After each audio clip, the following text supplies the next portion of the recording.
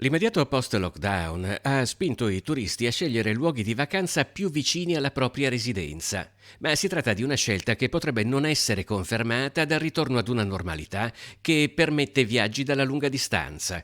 In altre parole, la conferma nelle prossime estati del recente boom di presenze lungo la costa veneta è tutt'altro che scontato. Noi dobbiamo smetterla di pensare che il turismo può bastarsi da solo, noi dobbiamo pensare, approfondire, studiare, trovare soluzioni e anche, perché no, copiare a volte, basta copiare bene. Non bastano più le strutture da sole, gli imprenditori da soli, devono esserci reti pubblico-private che vanno avanti e che creano delle opportunità.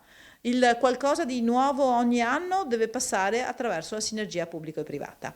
Secondo il dossier redatto dal gruppo di lavoro di Tolomeo, guidato dal professor Paolo Feltrin su società, economia locale e pianificazione strategica dei comuni della Costa Veneta, bisogna lavorare per attrarre il più possibile quel pubblico nazionale ed europeo che per mille ragioni non apprezza andare lontano, creando innanzitutto un ambiente più vicino a quello cui sono abituati. Spiagge con meno auto possibili, con più elettrico possibile, con più biciclette possibili, con più tram elettrici, bus elettrici, come si vede ormai in tutto il centro-nord Europa.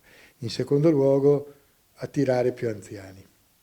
Esiste un mercato enorme del turismo anziano che solo in parte l'Italia e il Veneto attrae.